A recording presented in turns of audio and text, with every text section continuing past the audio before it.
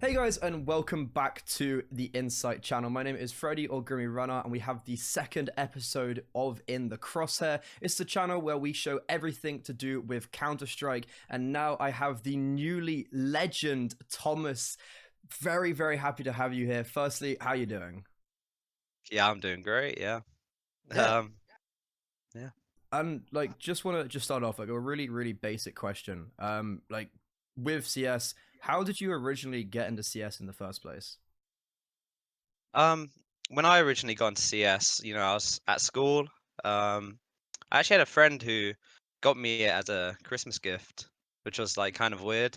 I didn't really like CS back then. I didn't want to ever play it, but he was like, "Nah, you got to try it," and he got me it as a gift to play with him. So it sort of like just went on from there, really. Yeah. So did you play? Because that's actually ironically the exact same thing that happened to me when I was at school. Someone was like, "You have to play it. You have to play it." Did you play like any other games, or was it just straight into CS? I played Call of Duty on on the console, to be Yeah. honest. Like Clan Wars, this type of thing. I Oh was playing yeah, with like my cousins and stuff. Yeah. the old MLG stuff. Yeah, yeah. Yeah. This type of stuff. I tried to play some tournaments, but I was really young back then, and Yeah. yeah. Oh, very nice. And okay, so like looking at your career, you jumped kind of like in and out of the UK scene quite a lot early on. Like you started at CEX, and then you were kind of like bouncing around, if that's correct. Like you were kind of bouncing around in and out of UK teams like the first 2 years of your career. Like you had some success on Endpoint, and then you came out of the UK scene and back in. Basically, like did you leave the UK scene after Endpoint? Was that because you wanted to succeed and you felt like you had to leave the UK scene to succeed? Um, no, not necessarily. I think so. I was in a lot of UK teams at one point. We Mm. were playing G Elite Series. Yeah. I think it was after or maybe before during Endpoint. I don't know. I've been in Endpoint so many times. Yeah, because it's You hard know, to keep I, up. I've kind of lost track at the moment, but there was one lineup which I think was in 2019 we were building. It was Mm. like me, Max, Pulse, but then we got some the Serbian guys in, like Impulse and AVN.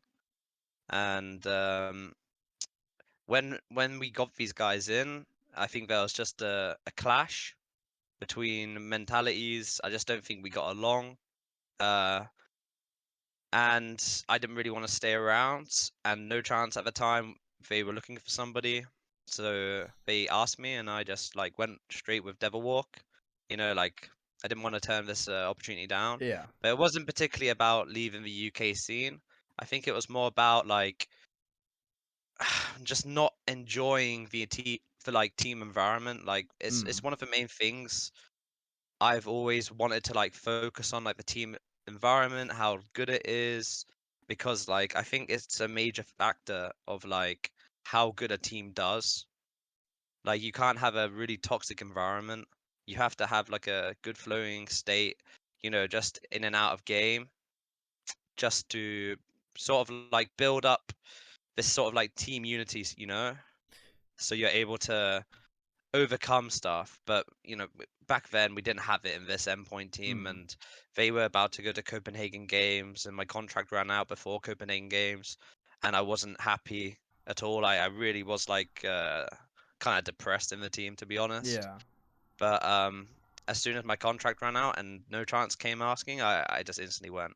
Like there's no doubt about it. I didn't want to stay and play at all. Yeah, because I was reading the UK CSGO article that Meth did with you at Copenhagen, and that sign that kind of came out to me was that you were very focused on like this team has the chemistry, and it's not something you had in past teams. So like with Endpoint, was there ever a time with the Mighty Max Pulse Surreal time where you felt like you actually did have a team where it was the energy was good? Yeah, like when we had Luzza in the team, like Luzza's a Mm. great guy, like fantastic to be around. Pulse, me and Max, and I think we had Robin at the time. Like honestly, this team was like pretty good, considering we sometimes lacked the firepower.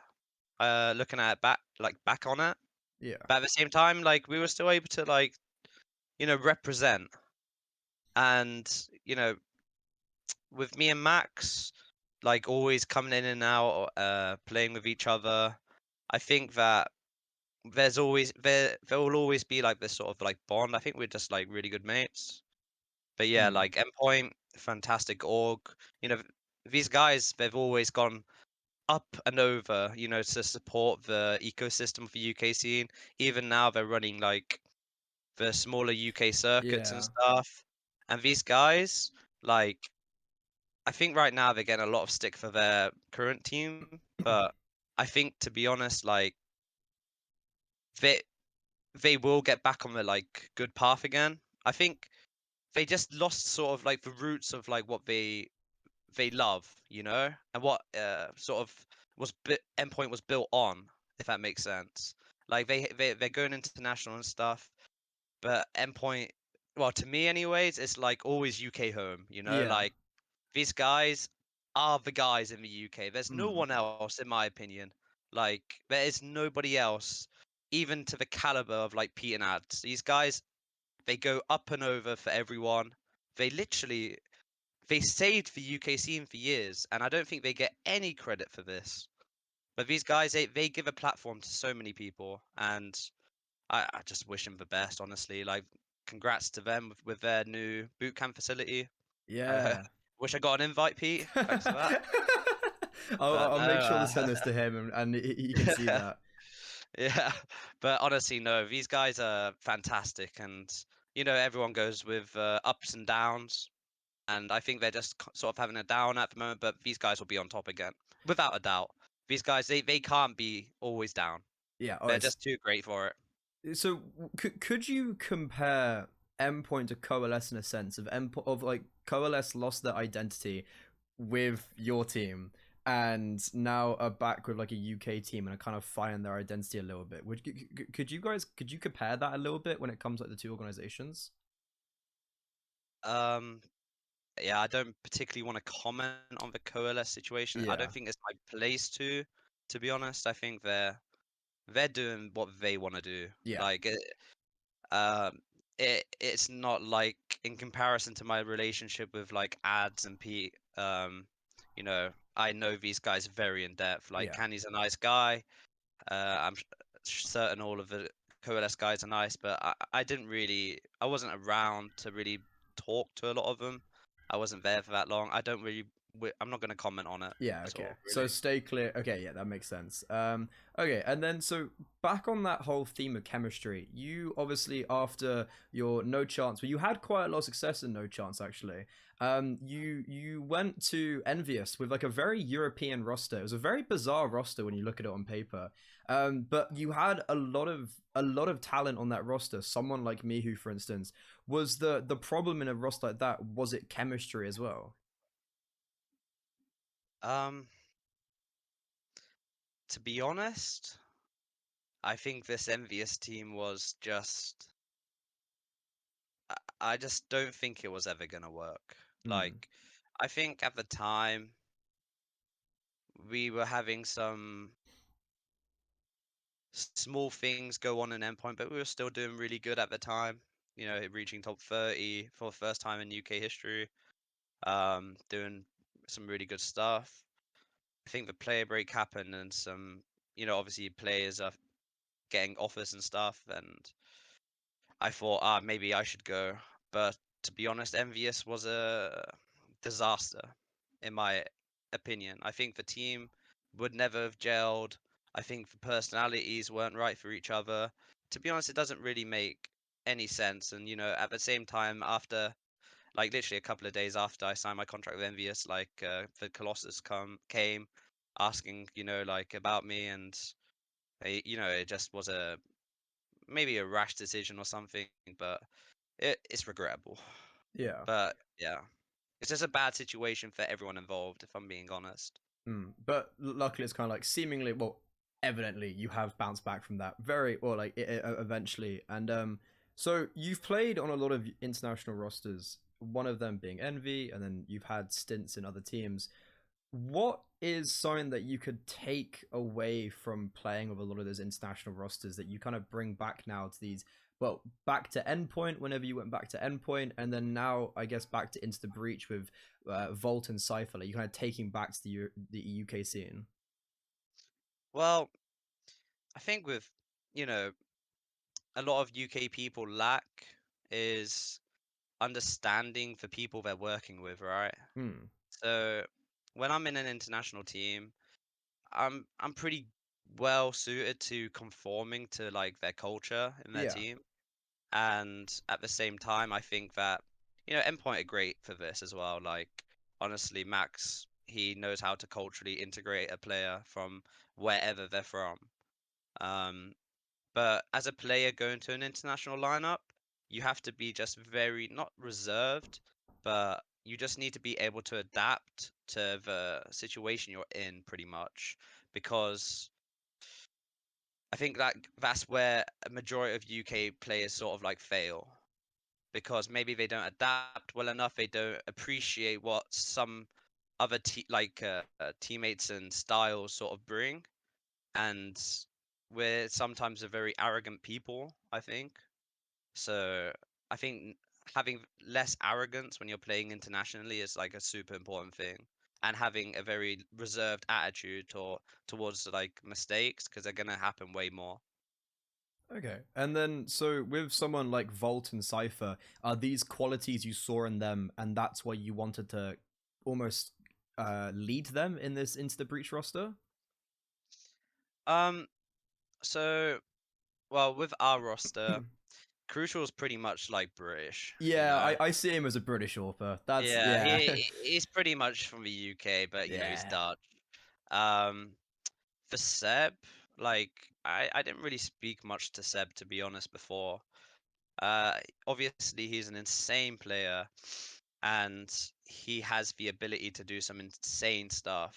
I just I saw him doing really good stuff on Fnatic Rising, even before that with Artist and the Viperio lot, who were called like Fanbit back then. yeah, Uh, it was always nice to watch his like progression. But I thought when I was building this team, he had like the personality it seemed to like really suit into it, and he's also like Romanian as well, so mm. he's also got that European sort of like attitude, I think, which was really nice for the team. But for Kai, I think Kai's wild, to be honest. Like, but he is incredibly talented, and he knows he has no like boundaries, if that makes sense. Like, yeah, the guy can literally do anything against anyone, I believe. Like, his skill ceiling is so high, but it's all about like his biggest like issue is usually himself. And when he overcomes it, like at the RMR, like no matter, yeah, like Virtus Pro, he was insane. I swear, if we were to play like Navi sort of like kicked his mind into it, like okay, I've got to start playing like super serious. But I swear, after that Virtus Pro game, like you could have put a majority of teams against us, and I swear Cypher would have like really stepped up, like because he's an incredibly talented guy, and he's also learning a lot from like Rallen and stuff. But yeah, definitely like an insane talent.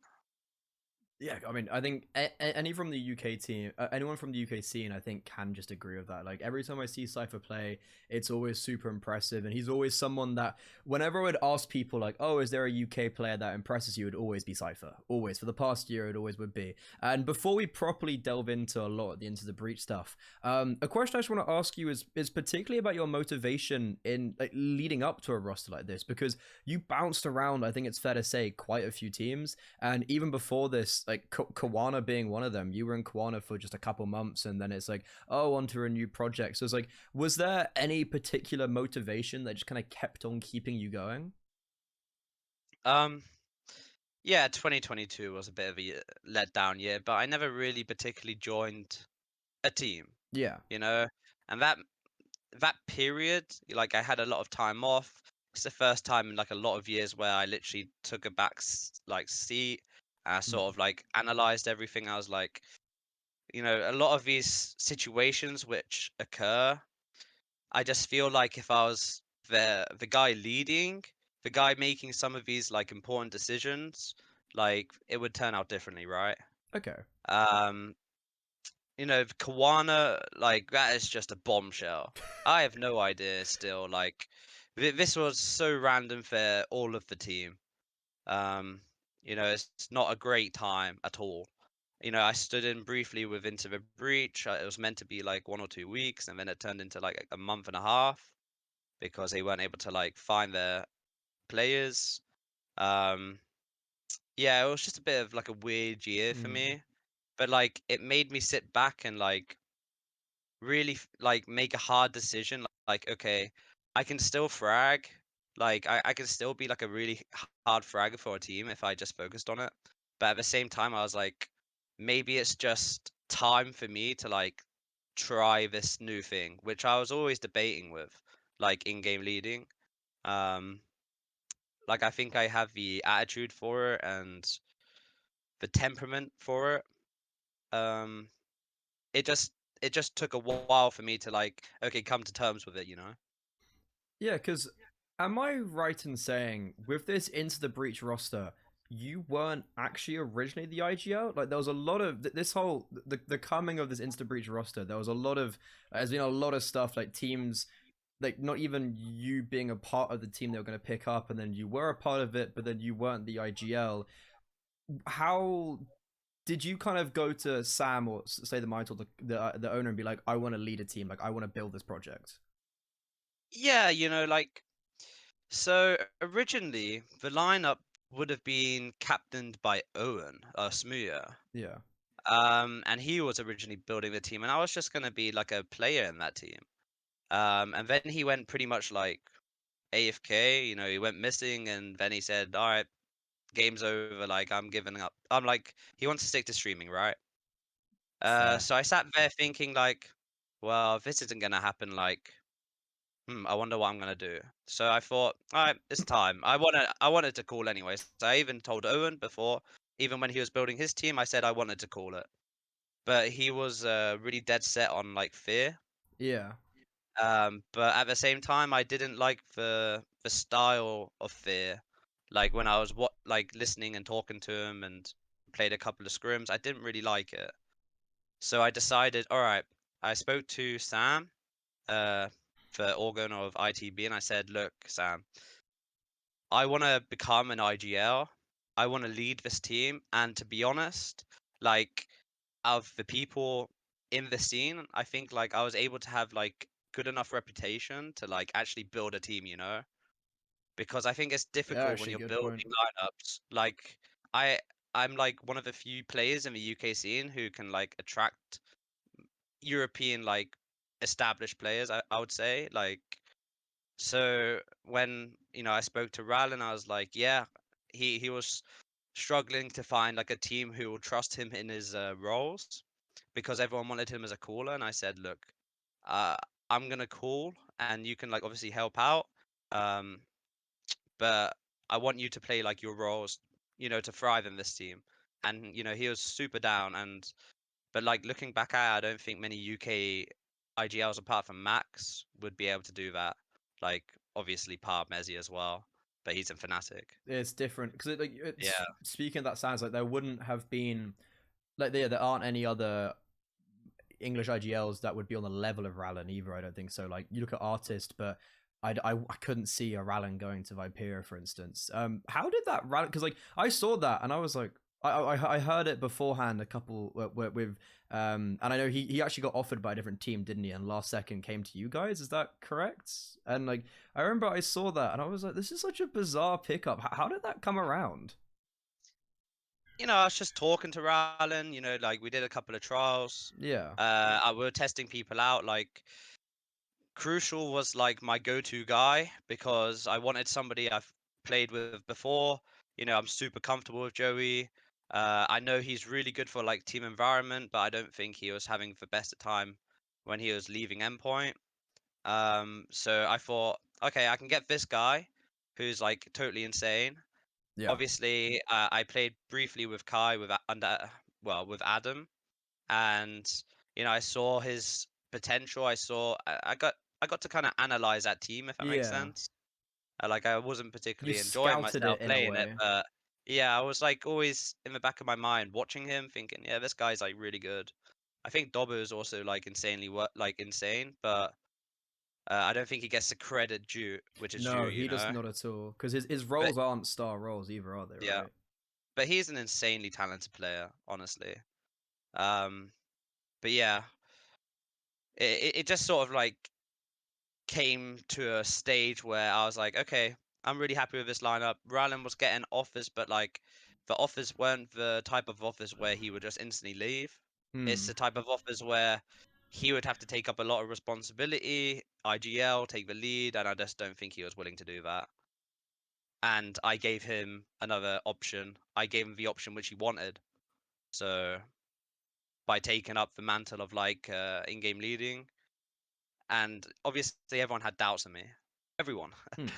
Um, I just like my philosophy of the game is much different to like Max's, but it's very similar still though. Like they made it be different, but I think mine's all about utilization on like of tactics on certain rounds, and then like how to reset and change the pace. And I just view it differently. Like towards the end of the endpoint stint with Max, you know, when we had Boros, I was just not agreeing with how to utilize Boros. Like back then, I think it's probably the main reason why he left in the end.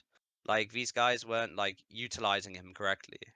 Like when you got a player like Boris, you just got to unleash him. It's a bit like Cypher, right? Yeah. Sometimes you just got to release that player and play around this guy because like this guy is like so insanely skilled, and he's sometimes like very random, yes, but like if you can unlock him in a match, he can beat down anyone in front of him.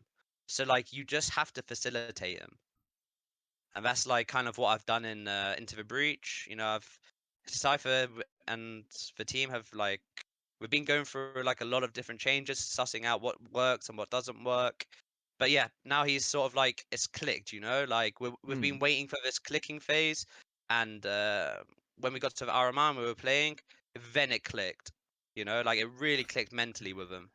It's like the perfect time for it to click, right? Like Yeah, literally, it really is. if you ever wanted to click, that would be the time. So I think so. You kind of mentioned as well slightly like a lot of people doubted you and getting the team to click. Do you think a big part of this was you just learning, like, because you've learned how to just become an IGL right in like 2 months? Is that correct? Pretty much.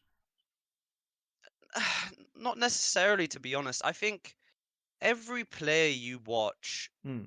in the top 50 has the IGLs. ability. Yeah. Well, no, I mean every rifler has Yeah. the idea and understanding of how to IGL. But it's all about like accepting the fact when you do become an IGL. Because like there are a lot of IGLs out there who take up the mantle and you know, then they forget how to play. Like you've Hmm. got to still be able to put up like a decent figure of like fragging a power.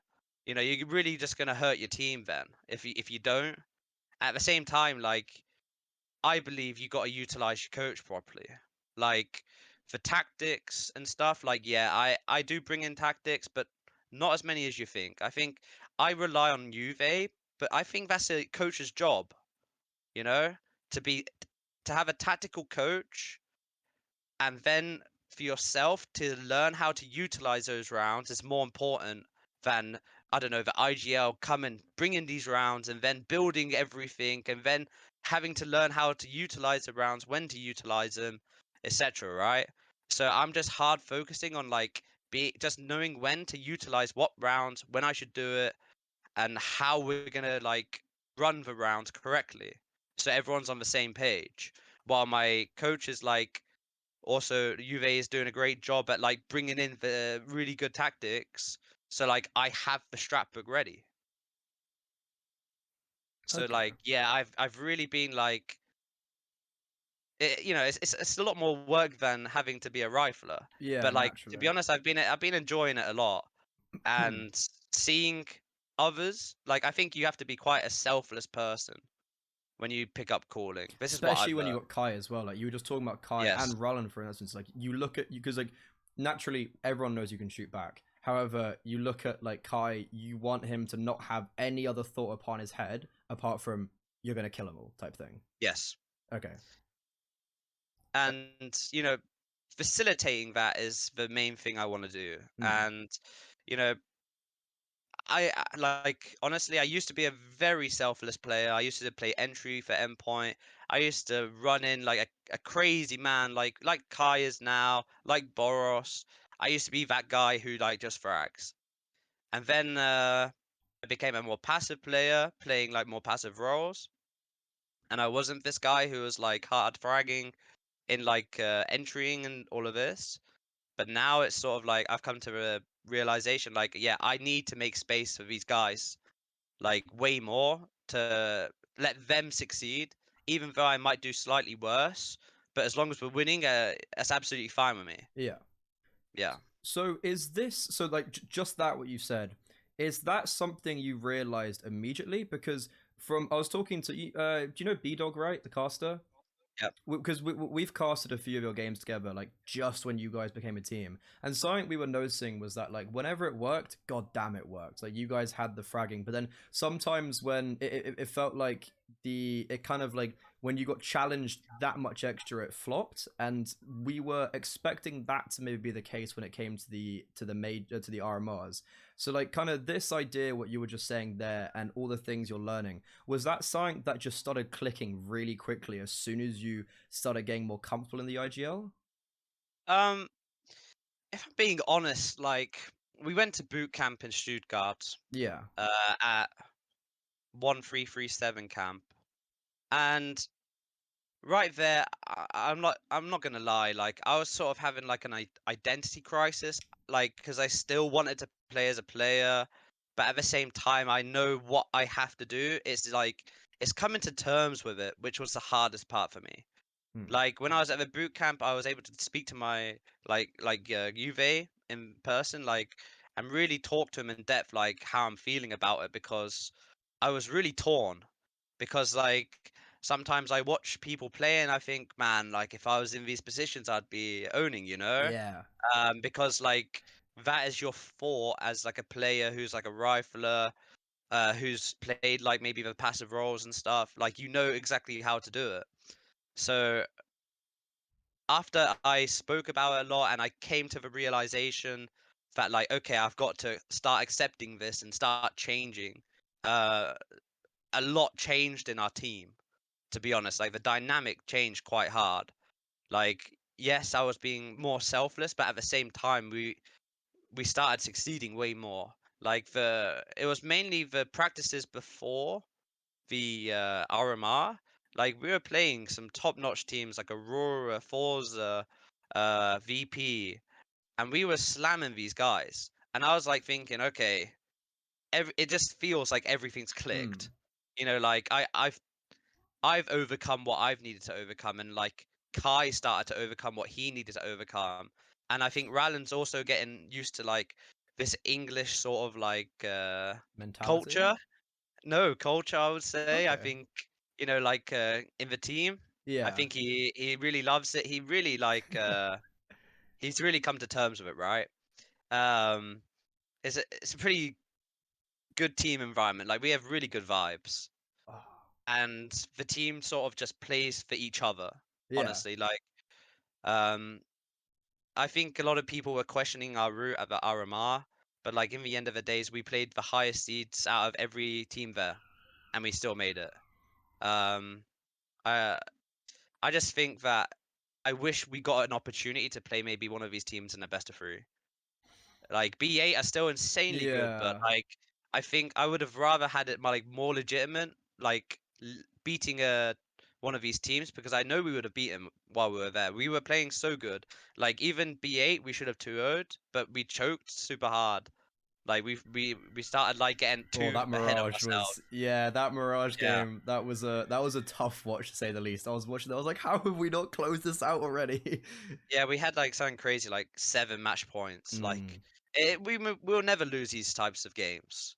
yeah. Um, but we're down doing hard prep. We're practicing super hard, and to be honest, like the team is doing like really good mentally. And like to be honest, I think individuals are like really starting to step up, especially like Volt. Kaya of course. Yeah. Ryland's still putting up big numbers, and Joey's still being like the solid orb that we need. So like I think the actual major is going to be a very interesting journey. It depends what happens. Like if we turn up and have the same attitude as the RMR, I believe we're going to like cause a headache for like a lot of teams, especially in the best of ones.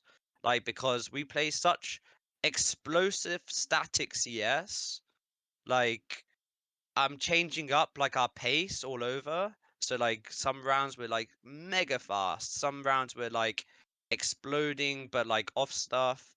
Um like we're literally playing like much different CS to like Endpoint for example. I don't think our meta really works like that strongly online, to be honest, because everyone's playing with like so much confidence. I don't really know yet. I think online's just like a kind of problem with this team. I think personally it's more about people not taking it as serious as the LAN games, you know? Because like when my team switched on, these guys are hitting shots and they're playing everything correctly, but online the mistakes just show. I was gonna say, do you think you might find a bit of a challenge now? Because like you guys are, because especially for some of the younger UK guys, it's like in their head they're like, if you're playing a CCT main Swiss, for instance, they're like, oh, this doesn't matter. It's like I've played at the major, like it doesn't actually matter. Do you think that would be a problem then? You were saying, I think that's totally up to the players, to be yeah, honest. Because in the end of the day, if they make that mistake of like getting thinking, okay, I'm big shit now, right? mm. I'm gonna be the big boy, and you know, play well. Just have that attitude. You know, in the end of the day, it's gonna hurt 'em. Yeah, oh, It's massively, it's not ever done any good for any player. no, You know, and but some people go down those paths. I can't say for certain, but I will try my best to like prevent them from going down that path. You know, yeah. by like bringing them down, slapping Yeah, them down a slap. Just like notch. shut up. Yeah, You're yeah. still a. Because I You're was gonna. still a noob. You little UK noobs. Because I Yeah, was yeah. because something I want to ask is like like because you've got Vaughn and Cypher who are younger, less experienced. Do you see yourself as like I know it sounds a bit like a father figure? You're like the captain, the kind of like older UK guy in the team. Do you find yourself in that position at all? Well, I'm like what the middle-aged guy in the team. Yeah, it's like Like because Ralen should be like kind of like the father, but like I think as a leader, I think everyone respects me as a leader. Um, as a good start as a leader, I think that that's quite needed. yeah, like I think usually that's like a big aspect which a lot of people mm, fail on. You know, like you have to be able to get the respect of your players. And to be honest, like sometimes I can be hard to work with, but like not a lot, to be honest. yeah, But it's I wouldn't say like father figure.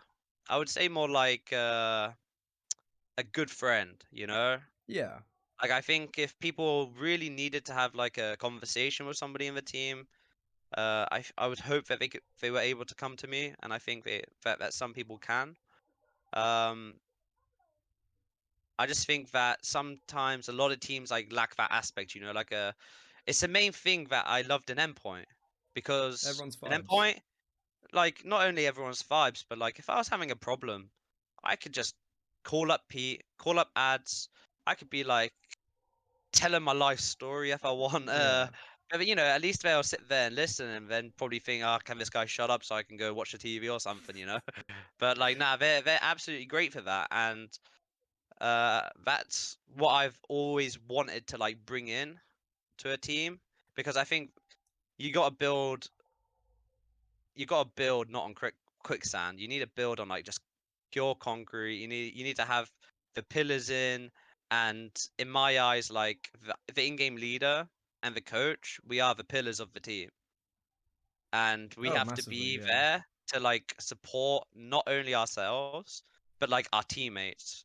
mm, So like if I'm having a rough one, my Juve will like help me and bring me back up. But like at the RMR, no matter what, like, you know, the guys started getting quiet in that Mirage game. I was just trying to hype them up as much as possible, you know, like really giving them every ounce of passion I had.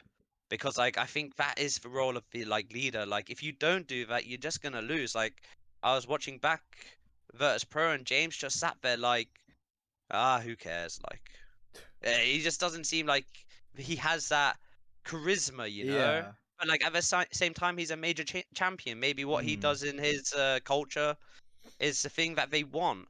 But like, I think in more heavily westernized countries, I think having charisma actually helps the team so much more than anyone thinks. 100%.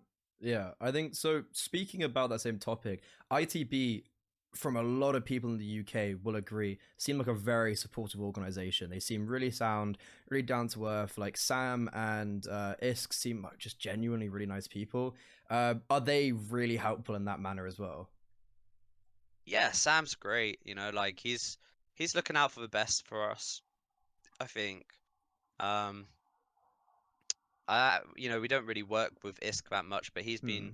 he's been great. But the organization, to be honest, they've done all the support they can for Yeah. us, and you know, I think for both parties, we've both been doing like great.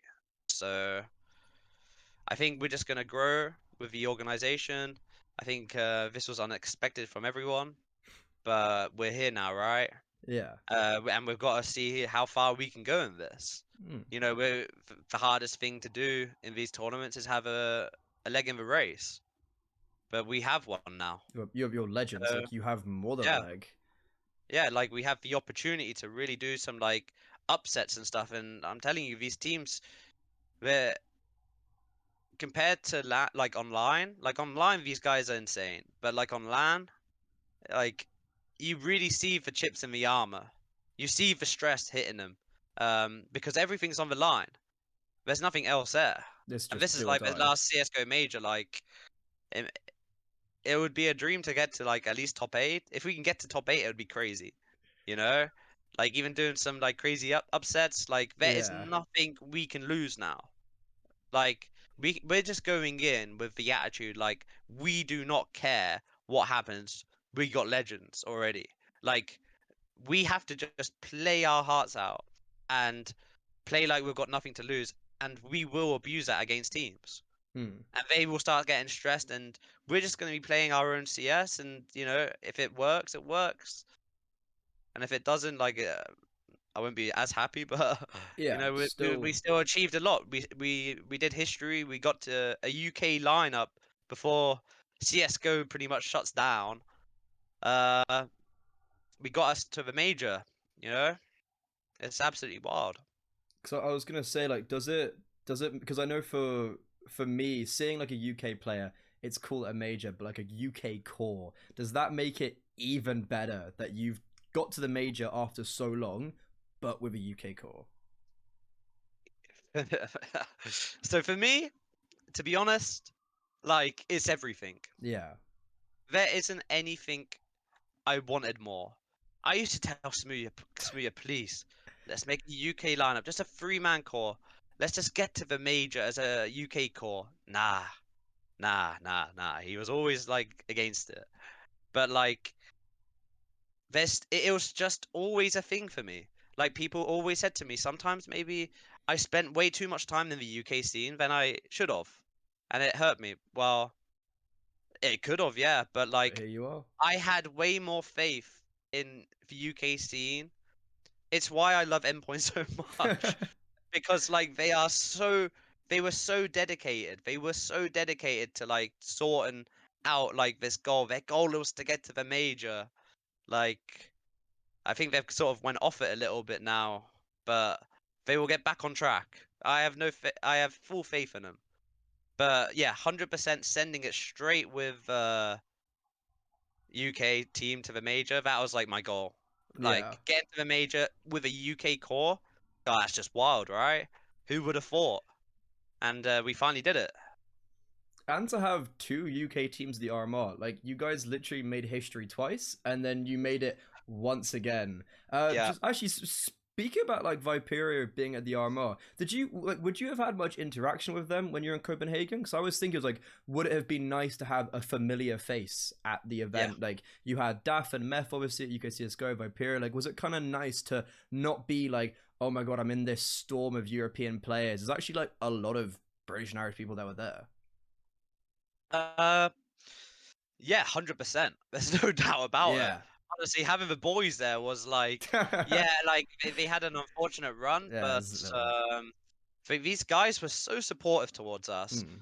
Like we were telling them, like we were just hoping they would win. I can remember we were playing the first match and we went into OT and we were like, "Oh, that's strange. Hyperia's still there." And you know, we were speaking to them after the game, and they were like, "Damn, man, these guys, they must be in OT as well." Like we're both like owning, you know, like, and it was just like it was absolutely awesome to have those guys there. Yeah. Like I know a lot of them they've never been to these types of events, like so it was a massive learning thing for them, but it was really awesome, especially for like me. I would maybe say Kai, especially Volt, to have like that other team there, Viperio, because like we're all friends. We're all out here supporting each other. We're all just vibing with each other. Like I guess they don't know as many European players Yeah, naturally. like in comparison to like me, Joey, and Rallen. Like me, the rest of like us lot, we sort of know all the pros. We've played with them, we've played against them. Like we have relationships with them. And Seb and Kai, they don't really have that, you know.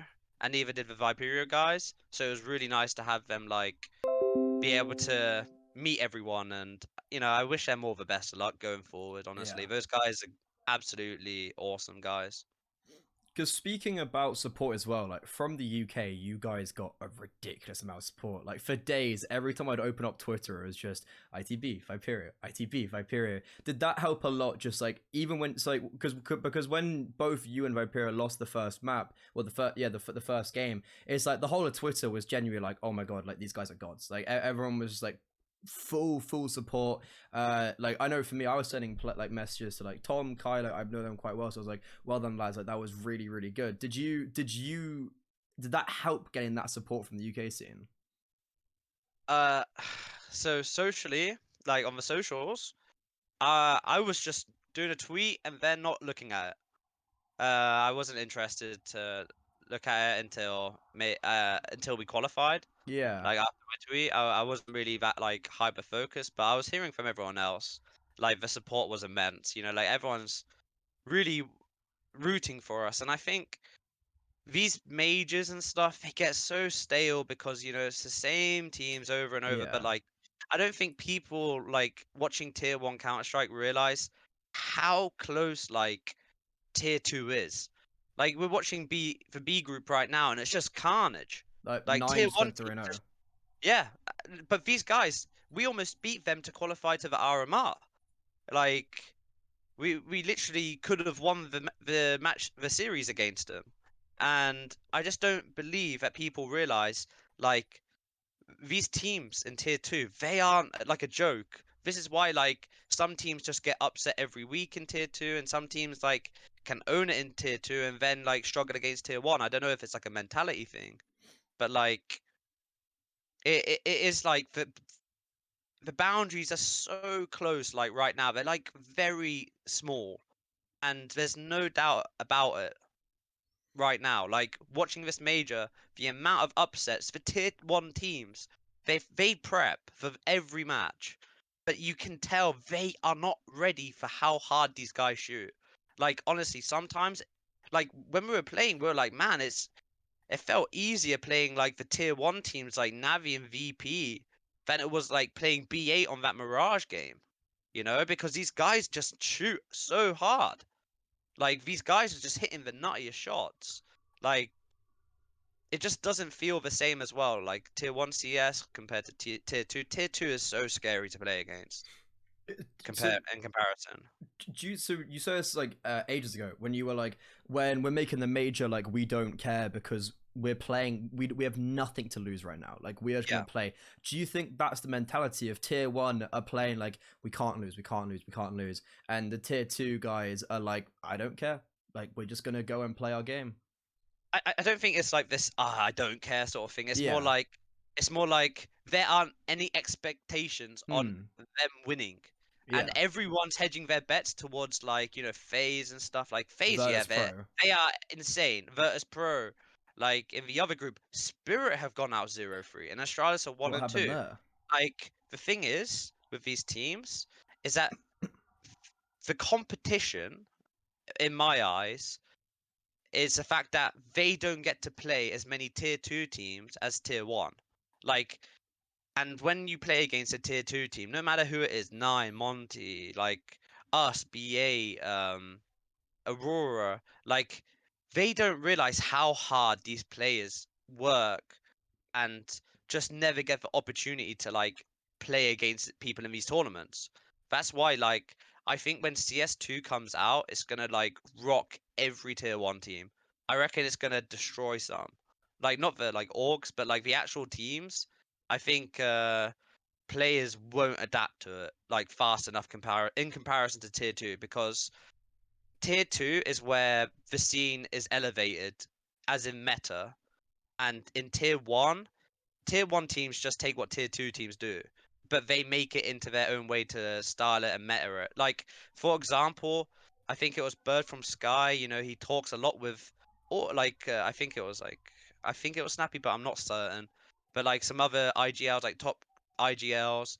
Oh no, it was Hooksy. Jerry and And Hooksy.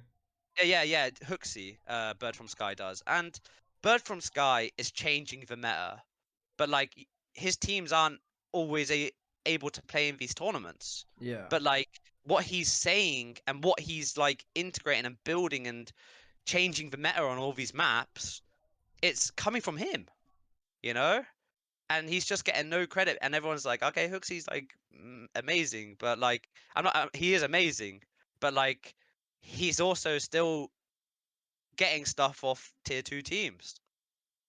Like the depth of tier 2 is so much more crazy than tier 1. Like tier 1 just they're so used to playing each other at tier 1 that they don't adapt that much. It's either like I think Mouse is like a really good team that adapts a lot, but like some of the more top teams, I think they just try and play their own CS because Yeah. they're that confident at playing it, you know? Hmm. Yeah, it's like they're so confident in that style, they don't almost keep up with everyone else. Like they it would be fair to say like they love their style, and then it's like, oh, we've been outgrown and we haven't adapted to it. Whereas the tier two are always trying to revolutionize the game. Is that kind of like the main idea you're saying? Oh yeah, like you look at Monty, and I'm pretty certain a majority of teams are playing Anubis, which was built on Monty's style. Like that's the sort of meta at the moment. Like Monty are just so insane at that map, but they play a certain way, and I've seen a lot of teams. I've watched a lot of demos of a lot of teams just playing exactly like Monty. These Yeah. guys are like they're bringing in a lot of like cool and interesting stuff. Like I don't think as an IGL you have to be this guy who like finds a game breaking smokes and tactics. I think like honestly the resources are already there. Like there's so many great minds in the scene right now. Um you can just nab the things you want to nab. The And just yoink and build a style twist. of it. Yeah, of course. Like obviously it's going to be a bit different when CS2 comes out because everything's going to be like refreshed, right? Oh, it's gonna be Like different. starting from like a ground zero for everyone. It's gonna be pretty like carnage. But like at the same time, I believe that a lot of these teams like Monty and stuff who are very creative, very willing to work as a as a whole team to be honest. These are the teams that are gonna succeed instead of like maybe some of these teams that, have had a lot of success in the past. Who may not have the drive to be sitting on the server for like 10 hours, Yeah. finding all the stuff, really like, playing with passion instead of like just for money Just and for a job stuff. type thing. Yeah, just for the job. Like people who are playing with passion, like the Monty guys, 100%. Like Hmm. uh, Bad News Eagles, these guys, they play with so much passion, and these guys will like change the game. I'm not even kidding. I reckon Bad News Eagles, these guys will be like a top 10 team, bro. Like in CS2, I Okay. guarantee it. These guys are such a unit together. Like also with like Devil War coaching them. Like And Crystal honestly, now. yeah, and Crystal as analyst, like he's a real good mind for the game and he loves it. Like these guys have like a formula which honestly they could like define like the early start of CS2 in my opinion. That's because, like, so you know the philosophy we were talking about, like the family philosophy almost type thing, where like that's what I see BNE as. It feels like such a unit of just 5 players who have never separated for like 2-3 years, and they're still. I don't know how much you know about it, but you know, so they went on boot camp just for the just for the RMR, like most people did. At They Kingwin, yeah. yeah Oh no, they Malmo, paid. I think. I don't know where it was actually, but they like it came out of their own money. Like it's like it all came out like that. They each player paid a certain amount for that, and it's like I find that crazy. Like it's just like they're still doing so well, yet they like have so much pressure on them to do well because they have no organization. Do you think that will like stop them a little bit? I think they're just doing fine, Yeah, all of them. I think this is their third consecutive major they've qualified for. they're doing good. Um, they get 100% of not only their stickers but also the organization stickers. I think the bankroll for their org or like their team is fine to spend like the amount they probably spent on a boot camp. Yes, it's like unfortunate, but I think they definitely deserve an org, and I don't know why they don't have an org. But I think it's also at the same time fine to say that it didn't really hurt them as much as you thought Hmm. to spend that money to go to a boot camp. I think these guys are, they deserve it, Yeah. and they've been so consistent. I think they're good, to be Okay. honest. Nice. And then so just rounding out this episode, it's gone a lot longer than I thought it would be. I think we got a little bit carried away. Sorry for taking up too much of your time, but That's I just fine. want to just track it back to the UK stuff just for a final few messages. So naturally, as we all know, UK has a horrific kind of like appearance in the international scene. Everyone, it's like the laughing stock of Europe type thing. Do you think the fact that Viperion, you guys made the RMRs, you made the Legend stage, and you also did it legit, like you guys beat the reigning major champions. Do you think now there might be a switch up in the international scene? Like, okay, UK are legit now. Um, no, because I think the biggest thing that harms the UK CS like ecosystem and environment, it's usually the players just messing it up themselves. Yeah, Um, European players will treat you how you act, right? And I think a lot of people struggle to come to terms with that because they act stupid. Maybe they say some stupid things which they shouldn't be saying. But the main thing I wanted to always tell like a lot of people, and I do it like Epic Lands and stuff when they ask for advice, um, what not to do. And I've been down that road, you know, as a UK player, like um, you've got to not say the stupid things because the memories will stick with a lot of people. Uh, but in terms of UKCS, people looking at it, I think it depends on the person totally. But as a scene, I think everyone will be like, yeah, these guys can be serious, like they're not just a laughing stock anymore. Like it was like Spain before they qualified to the major as well with Movistar. Like yeah, Spanish CS, you're like, oh, I don't mind playing some Spanish guys. And now you're like, oh, this might be a hard game now. Like, Um, yeah. but yeah, like it's definitely a thing that people need to like realize and change. And I'm saying this from experience. Like it's the same thing I've said to countless of people in the scene. But I think it's changing for good, honestly. The scene is going well. Nice. And then I was gonna as well, just looking at like the regional scene. Do you think you're gonna invigorate more players like with your success that people can look at you guys and be like, they did it. Like we can do it as well. Well, it's a dream run. I'm not Yeah. gonna deny the fact that like if we were to play this RMR like 10 times, like we probably qualify like the same way, probably about 4. Or Hmm. maybe 3, like we were the total underdogs. Everyone thought, why are these guys even here? You know? But at the same time, some of the other teams in Group B, like it's way more stacked, but the teams are the sort of teams that we play like a lot, you know? Um but UK like I think the UK scene right now is like suffering like silently. I think Yeah. iSeries needs to like either just shut down because they're doing more harm to the UK scene than they're doing positive at the moment. Uh, and hopefully Epic Land can like really take their place.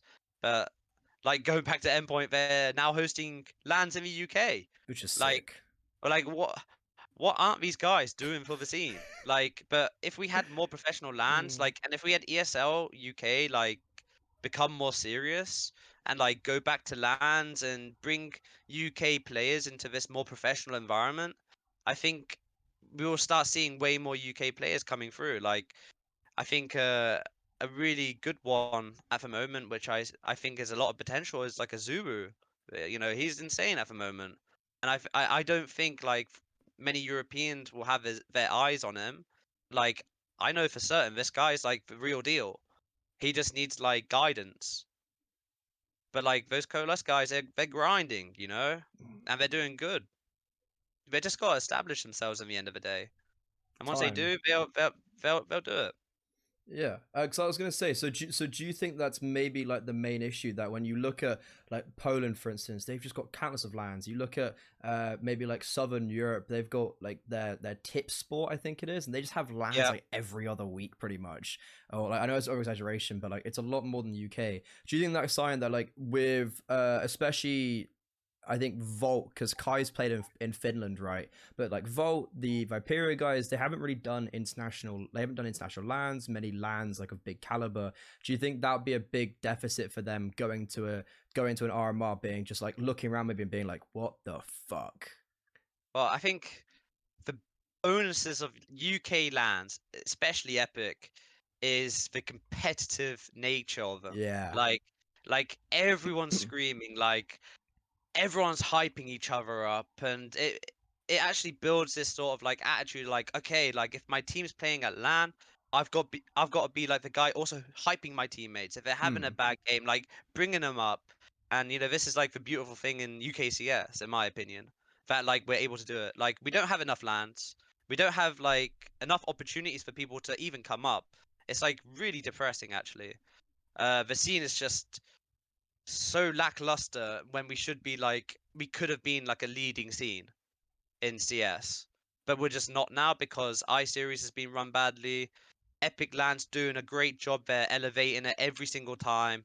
Um, and now Endpoint are like bringing finally a LAN worth going to, and especially since ESL UK won't bring people to like Leicester to their office to play the ESL UK, and I don't think people realize how much difference that makes.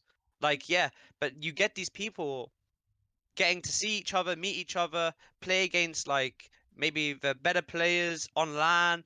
Like it builds experience for them. Like in the Czech leagues, like they're always playing against like sinners. Yeah. Like why can't that be the same here in the UK with like Endpoint, like how it used to be?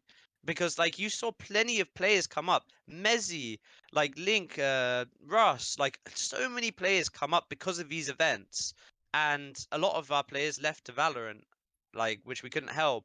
But at the same time, we were never able to like replace those players because they never had the opportunities like we did back then, and it's just down to a bad attitude in the UK, if I'm being honest. Like Mm. from the company's side, it's nothing to do with the players. The players will do their job, but it's all about the companies. Apart from like Endpoint, Epic Land, just they're not supporting the scene. The rest of them aren't, which is Because sad, but it's a reality of the situation, right? yeah, because you said CS2 is gonna rumble tier one, tier two. Do you think CS2 could rumble UKCS? Might rumble me like the game is so different, like, and Yeah. no one knows what it's gonna look like when it does get released. It Mm. might just be pure carnage. It might like they might actually take on people's advice and be like, okay, we're gonna remove the fact that you can nade a smoke and it will just vanish. Like you know, there's a lot of changing like things happening. Um, and I don't think, you know, the people without the beta, I don't think the people without the beta know how drastic this change is. Because, like, as soon as we switched to CS2, you could see, like, 1.2 rated players dropping all the way to down to, like, 1. and then like 1.0 players going all the way to 1.2 because they're just able to utilize the game way better. Like it's gonna be a big change, I without a doubt. Like, especially with this new tick system, no one really Yes. understands it yet. Like, the game has a lot of question marks, especially when the game is thriving so well. Like, I Mm. think it was a bad decision. Like, to bring it out now instead of maybe like a year later. Um, but you just gotta face facts. Valve are gonna do it, and you're either gonna adapt or you're gonna die. Like, it's as simple as that. Like, there's no player right now apart from like the real like old players like Carrigan, Rain, like playing like Source and stuff or CS 1.6, like there hasn't been a jump like this for so many years. Um, it's gonna throw off a lot of people, including myself probably. You're Mm. gonna have to learn a whole new game. It's quite like it's really is just a sink or swim, like, and it's kind of Yeah, weird that that's been throwing into like the biggest esports in the world, like kind of this massive change where it's like, right, guys, if you don't learn the new game, unlucky. But okay, a very final question. You've already brought up Azuwu. UK Irish players and teams, is there anyone that you could see that maybe aren't at the level of like a Viperia Coalesce rising up to that level, both team and individual? I think Adam's team has a lot of potential. The new Into the Wind team. Yes, I Yeah. think into the win with Adam, Dobbo, Milky, Veggie, Bevy. I think this team has a lot of potential. Yeah. If they Um, do you think their problem could be just simply if they keep the 5? I think the issue they're going to run into, if they get the success, which I hope they do get, um, if they get it, I think that players will be very fast to leave Hmm. when they get an offer, which is the worst part of when you're going orglish, right? You just don't have the security of like your teammates staying. But I hope that doesn't happen. I hope they do like find an org because like I said, like I think Dobbo's insanely good. Like Adam knows exactly what he's doing in his own way. Um, and they've just picked up like two incredibly good players. And Bevy, he may be new, but he was putting up numbers for Viperio. Yeah, he Like I did was well. talking to Viperio, these guys are like, yeah, he was doing insane for him, but like it just didn't click with him, and it happens. But like if he does click in this team, he's gonna be insane. That's what I think. Okay, so kind of like a Beve future player to watch, and then Into the Wind future team to watch. Is that kind of the final consensus? Yeah, yeah, yeah, and a Zubu to watch as Oh, well. mate, he is crack. Like I saw him He's a cracked every kid. time. Every time I see him on LAN, it's just like he impresses me more than more. But this has been, I think, genuinely one of my favorite interviews I've ever done. It's so nice to talk to a UK player and not have it be about like, oh, why is the UK scene so shit? But thank you so much for joining me, Thomas, and thank you so much everyone for joining us for the second episode of In the Crosshair. If you want to go check out some other videos, the DE_constructed series with Harry and Sam has got 2 episodes out already. There might be a third when this comes out, but that's really super interesting. You always want to hear what Harry and Sam have to say. But thank you very much, and I'll see you guys next week for another episode.